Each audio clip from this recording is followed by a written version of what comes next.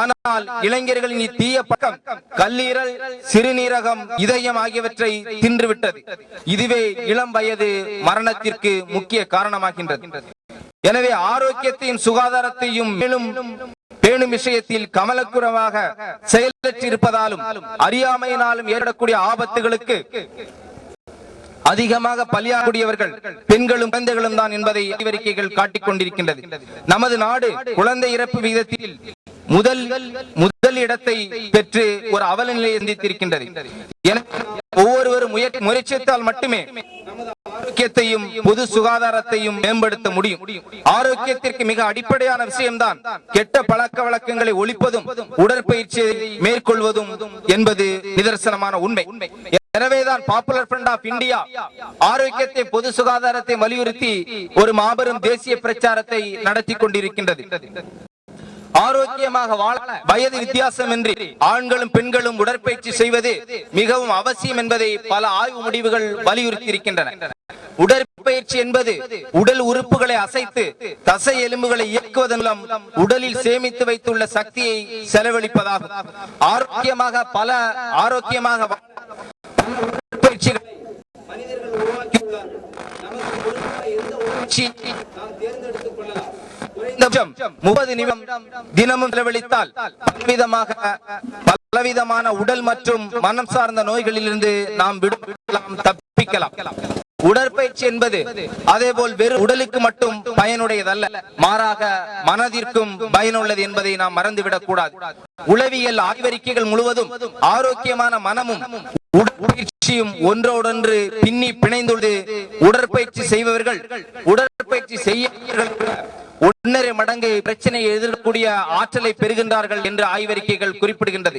எனவே நாம் வாழ்க்கை பழக்கமாக உடற்பயிற்சியை ஏதாவது ஒன்றை தேர்ந்தெடுத்து நம்முடைய லைஃப் ஸ்டைலாக வாழ்க்கை பழக்கமாக ஆக்கிக் கொள்ள வேண்டும் என்று இந்த அரிய சந்தர்ப்பத்தில் கேட்டுக்கொள்கின்றேன்.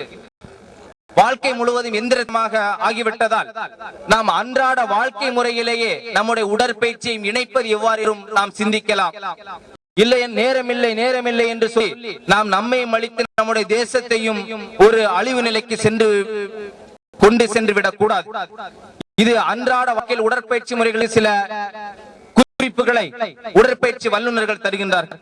நுழைவாயில் வேலை பார்ப்பவர்கள் நுழைவாயில் அதிக தொலைவிலே வாகனம் நிறுத்திவிட்டு ஆபீஸ்களுக்கும் வேலை செய்யும் இடங்களுக்கும் நடந்து வருவதன் மூலம் அதை ஒரு உடற்பயிற்சியாக மாற்றுவதற்கு வழிவகை இருக்கின்றது. அதே போன்று செல்ல வேண்டிய இடத்திற்கு முன்புள்ள பஸ் நிறுத்தத்திலேயே இறங்கி நாம் செல்ல வேண்டிய இடத்திற்கு நடந்து சென்றாலும் அதுவும் உடற்பயிற்சியாக நம் உடலுக்கு ஆரோக்கியத்தை தருவதாக இருக்கும்.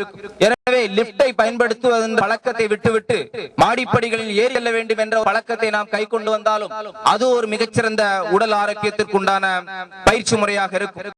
இதே போன்று உணவு இடைவேளைகளில் யாரும் உணவு அருந்துவதற்கு ஒரு பொழுதும் மறப்பதில்லை. அது உணவு அருந்தக்கூடிய இடைவேளைகளில் அதையே ஒரு உடற்பயிற்சியாக சிறிது தூரம் நடந்து செல்வதன் மூலமாக மாற்ற முடியும். வீட்டை தூய்மைப்படுத்துவதை கூட ஒரு உடற்பயிற்சியாக நினைத்து நாம் செய்தால் அதுவும் நம்முடைய உடல் ஆரோக்கியத்திற்கு பயன் தருவதாக அமையும். அதே போல வீட்டின் ஆரோக்கியத்தையும் காப்பாற்றுவதற்கு வழிவகுக்கும். மீட்டிங்கிலும் அதிகமான அமர்வுகளில் இருப்பவர்கள் கையை சுழற்றுதல், முழங்காலை நீட்டி மடக்குதல் என்ற சிறிய பயிற்சி முறைகளையும் மேற்கொள்ளலாம். எனவே மொத்தத்தில் பாப்புலர் ஃப்ரண்ட் ஆஃப் இந்தியா ஒரு ஆரோக்கியமான மக்களையும் வலிமை உள்ள தேசத்தையும் படைப்பதற்கு, உருவாக்குவதற்கு தேசிய அளவில் முயற்சி செய்கின்றது. நீங்கள் பெற்றுக்கொண்ட இந்த செய்தியை, இதே போன்று இந்த புத்தகத்தில் உள்ள இந்த பிரச்சார செய்தியை நீங்கள் உங்கள் அறிந்த எல்லோரிடமும் கொண்டு சென்று ஒரு ஆரோக்கியமான சமூகத்தை உருவாக்குவதற்கு நீங்கள் வழிவகை செய்ய வேண்டும் என்று இந்த அரிய சந்தர்ப்பத்தில் கேட்டுக்கொள்கின்றேன். எனவே பாப்புலர் ஃப்ரண்ட் ஆஃப் இந்தியா அறிவித்திருக்கக்கூடிய இந்த தேசிய பிரச்சாரம் சுருக்கமாக சொன்னால், நோய் வருவதற்கு முன்பாகவே வருமுன் காப்பதற்குண்டான வழிமுறையும் நம்முடைய பிரச்சாரத்தில் இருக்கின்றது. நோய் வந்த மீன் காப்பதற்குண்டான ஏற்பாடும் பாப்புலர் ஃப்ரண்ட் ஆஃப் இந்தியா நடத்துகின்ற தேசிய சுகாதார வாரத்தில் உண்டு. எனவே நீங்கள் இங்கு வந்து சிறப்பித்தமைக்கு உங்களுக்கு நன்றி சொல்லி, இங்கு வந்திருக்கும் தன்னார்வ தொண்டர்களும் பாப்புலர் ஃப்ரண்ட் ஆஃப் இந்தியா செயல் வீரர்களும் மக்களும் மற்ற மக்களிடம் இந்த செய்தியை கொண்டு போய் சென்று இந்த சுகாதார வாரம் முழுவதும் ஒரு ஆரோக்கிய பயிற்சியின் துவக்கமாக கருதி இதே வாழ்க்கை பழக்கமாக மாற்றும் வகையில் பிரச்சாரத்தை வெற்றியடை செய்ய வேண்டும். நம்முடைய இலக்கான லட்சியமான ஆரோக்கியமான மக்கள், வலிமையான தேசம், ஹெல்தி பீப்புள் ஹெல்தி நேஷன் என்பதை உருவாக்குவதற்கு பாடுபடுவோம் என்று சொல்லி முடிக்கின்றேன். நன்றி.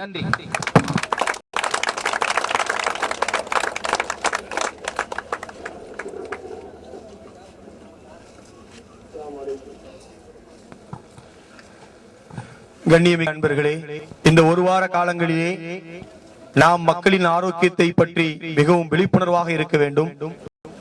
பொதுமக்களிடம் இந்த உடற்பயிற்சி சம்பந்தமான, இன்னும் ஆரோக்கியம் சம்பந்தமான, உணவு பழக்கம் சம்பந்தமான அதிகமான பிரச்சனைகளிலே ஈடுபட வேண்டும்.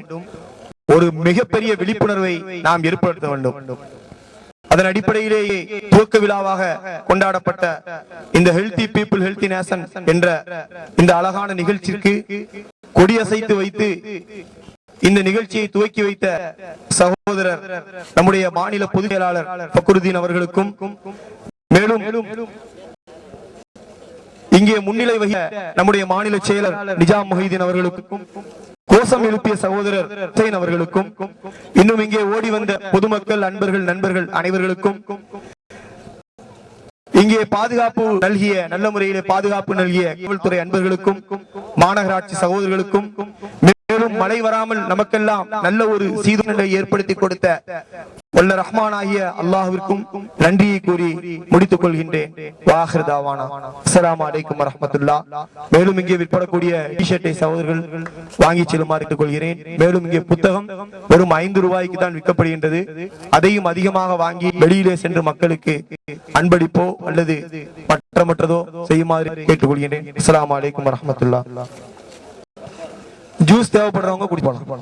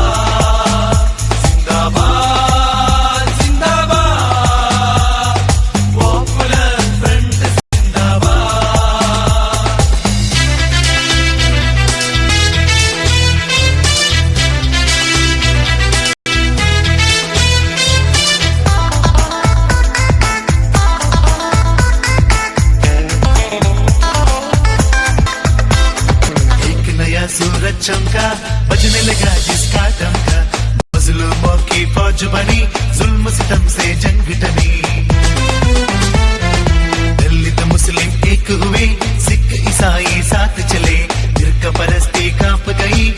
सूरज